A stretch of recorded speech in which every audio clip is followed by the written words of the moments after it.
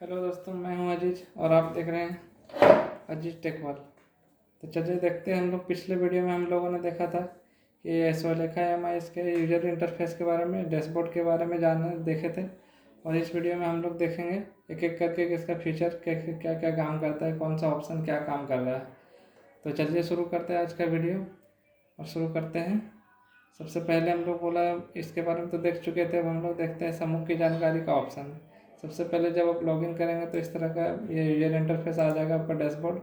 तो यहाँ पे सबसे पहले आपको जिस समूह के बारे में जानना है उसमें से आप चले जाइए। मैं यहाँ पे क्लिक कर लेता हूँ, ये 1 मिनट, ये मैं इसमें कर लेता हूँ शिवम। तो यहाँ पे क्लिक करने के बाद आपको यहाँ समूह की जानकारी देखें, इसमें क्लिक करना है, एक बार टच करना है। तो जैसे आप टच करेंगे तो देखेंगे कि इस तरह का एक विंडो खुल गया है यहाँ पे। अब यहाँ एक एक करके देखते हैं क्या काम कर रहा है यहाँ में से। तो यहाँ सबसे पहले आपको 1 नंबर में दिख जाएगा एसएचजी का नाम।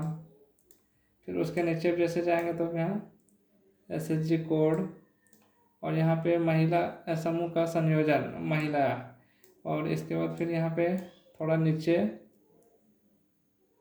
समूह का गठन तिथि, कौन सा दिन में ये समूह बना है उसका डेट यहाँ पे आ जाएगा।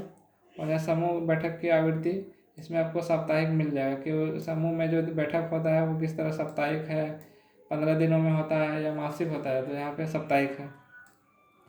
फिर इसके अगर आप यहाँ से फिर दूसरा भाग में भी देखेंगे तो यहीं पे उसका एसएचजी का जहाँ कोड है उसके बगल में एसएचजी का नाम लिखा हुआ है इंग्लिश में। फिर इससे है इसका समूह गठन करने वाली संस्था का नाम, तो यहाँ जैसल BS, ये सब चेंज नहीं कर सकते इसको, यहाँ पे पहले से सेट किया हुआ है। और यहाँ पे है सदस्यवार अनिवार्य बचत, जो समूह के दीदी लोग बचत करती हैं वो कितना करके कर रहे हैं। तो किसी किसी में 10 रहता है, किसी में 20 रहता है, वो अपने यहाँ देख सकते हैं। जैसे यहाँ पे 20 है तो इसको मिटा के चाहें तो 10 भी कर सकते हैं। तो 10 कर दिए तो 20 जैसा है उस तरह से 20 भी छोड़ सकते हैं। और यहाँ पे है आंतरिक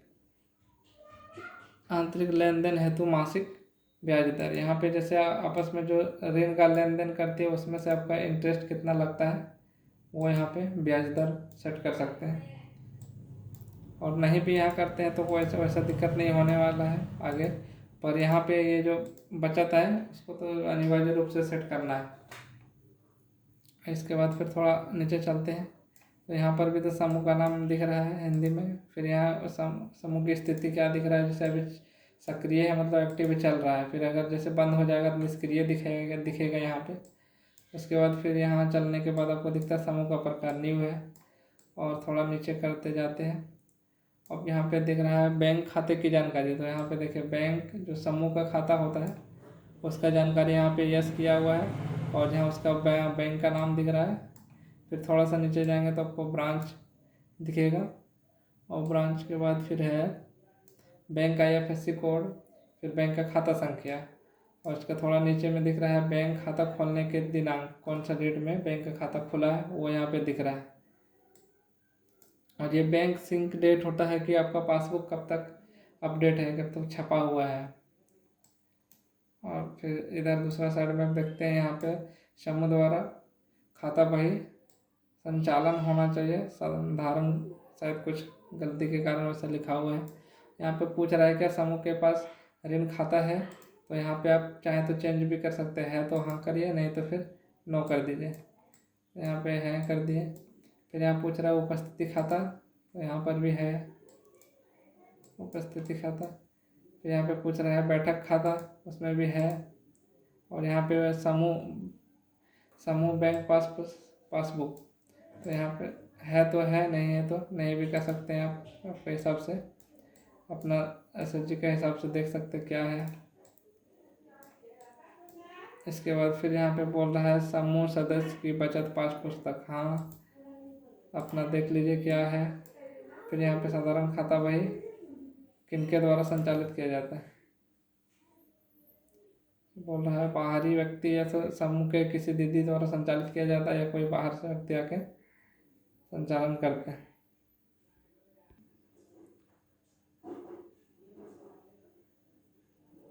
इसके बाद यहाँ कुछ भी चेंजिंग करने के बाद सेव जरूर कर लें। यहाँ पे सेव सुरक्षित करें, इस पर क्लिक करिएगा तो यहाँ लिखा जाएगा सफलतापूर्वक सुरक्षित कर लिया गया है। इसके बाद यहाँ तो हम लोग देख लिए और इससे ऊपर चलते हैं। यहाँ दूसरा ऑप्शन है, इसमें तो कुछ जो था बता दिया, इसमें वैसा कुछ खास नहीं है। फिर इसके बाद यहाँ पे चलते हैं सदस्य। अगर यहाँ सदस्य में क्लिक करेंगे तो एक बार क्लिक करते हैं सदस्य में, तो यहाँ पे जितने भी सदस्य हैं उनका सारा लिस्ट यहाँ पे दिख जाएगा। यहाँ पे सारे समूह का दीदी का नाम दिख जाएगा। अब जिसके बारे में आपको जानकारी चाहिए यहाँ पे सदस्य का नाम दिखा जाएगा। यहाँ हिंदी में नहीं आ रहा है, वो तो सम वैसा ही सॉफ्टवेयर में उसी तरह से वहाँ कुछ चेंज नहीं कर सकते। फिर यहाँ उसका पति का नाम आ जाएगा।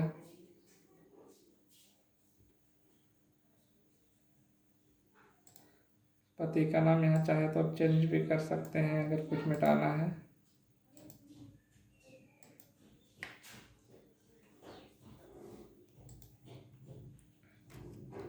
इसके बाद चेंज करने के बाद इसका थोड़ा नीचे आइए तो यहाँ पे दिखेगा सदस्य जो भी जिसका हम लोग डिटेल देख रहे हैं उसका शिक्षा का स्तर कितना है, और यहाँ से आप सेलेक्ट कर सकते हैं इनमें से जो आपका रिलेटेड है, संबंधित है, उसमें से आप चयन कर लीजिए।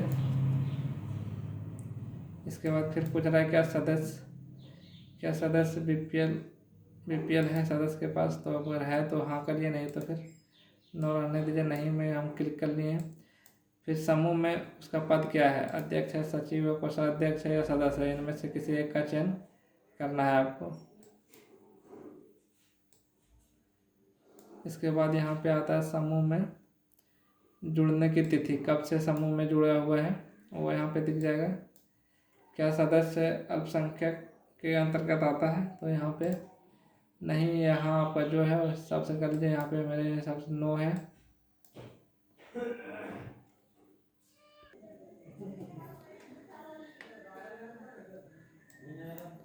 इसके बाद आप यहाँ पे नीचे आइए, अध्यक्ष सचिव का पद यहाँ पे चुन लीजिए।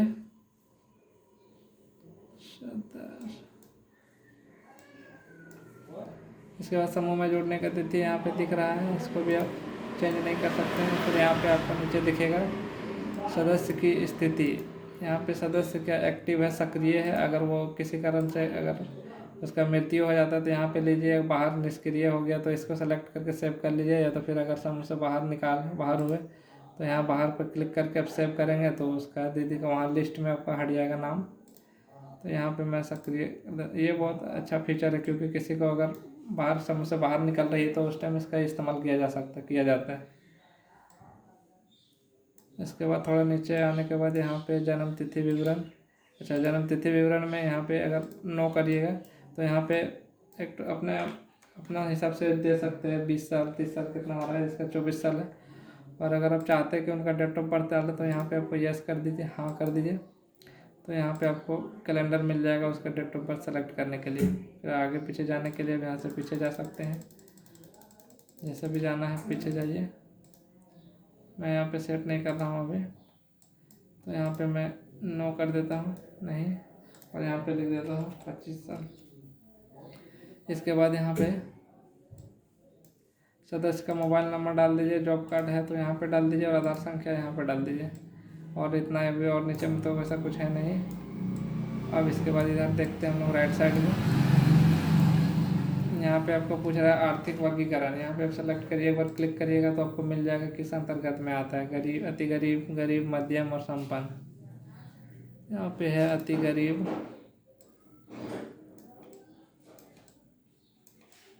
इसके बाद फिर नीचे आइए तो यहाँ पे पूछ रहा है सदस्य के पास बीपीएल है, तो हाँ या ना कर दीजिए। यहाँ पे नहीं है। अल्पसंख्यक के अंतर्गत आते हैं, नहीं, आपका यहाँ हाँ है तो हाँ करिए, नहीं है तो फिर नो रहने दीजिए। सामाजिक वर्गीकरण में यहाँ पे आप चुन सकते हैं कि अनुसूचित जनजाति, अनुसूचित जाति, अन्य पिछड़ा वर्ग और अदर, ये भी जिसके रिलेटेड जिससे संबंधित है उसमें आप सेलेक्ट कर लीजिए।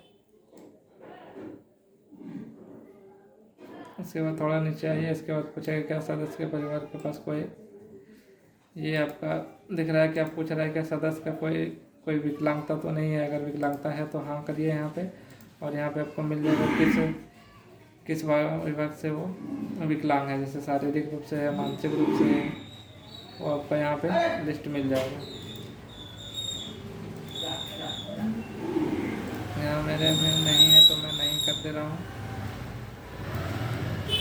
अच्छा, यहाँ पे फिर यहाँ बैंक खाते की जानकारी, अगर सदस्य का खाता डिटेल है तो यहाँ पे हाँ करिए और यहाँ पे बैंक का नाम चुन लीजिए। इनमें से मैं यहाँ पे ले लेता हूँ bank of India. Bank of India. इसके बाद फिर यहाँ पे ब्रांच, अब अपना सारे ब्रांच का लिस्ट यहाँ पे आ जाएगा। मैं यहाँ पे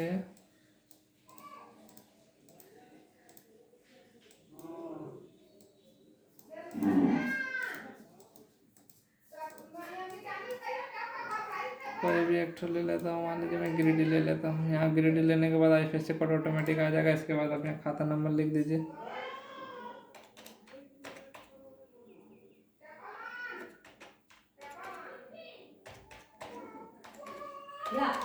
इस तरह का खाता नंबर यहाँ पे लिख दीजिए और बस इतना सब कुछ लिखने के बाद यहाँ सेव में क्लिक कर दीजिए। सेव सुरक्षित में क्लिक कर दीजिए तो सारा डेटा आपका सेव हो जाएगा और यहाँ पे फिर से भरा हुआ दिखने लगेगा। ये तो हो गया एक का। यहाँ पे अगर आप किसी और का सदस्य का डिटेल जानकारी देखना चाहते हैं तो सबसे पहले आप उस सदस्य पर एक बार यहाँ क्लिक करिए, फिर उससे रिलेटेड सारा जानकारी यहाँ पे खुल जाएगा। इनमें से आप देख सकते हैं, वेरीफाई कर सकते हैं और अपना ज़रूरत के हिसाब से बदल भी सकते हैं।